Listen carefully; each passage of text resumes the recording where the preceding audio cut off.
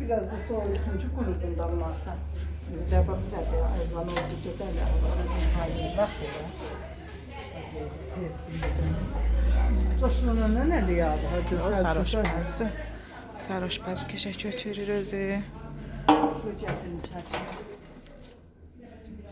Ama ben sarhoşpazım ha. Görmək gözəl oldu. Sarhoşpazım belki. Nasıl daşlanma muazı var. Uy. Oy.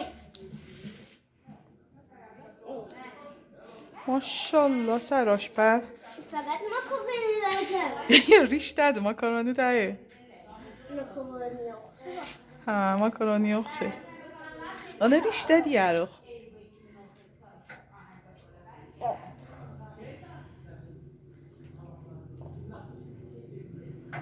Sarhoşpaz mədəsidir də. Bəli. Sen istəyirdin getməyə? Hərdən get. Dostlarını da çağır. Sen amine değil.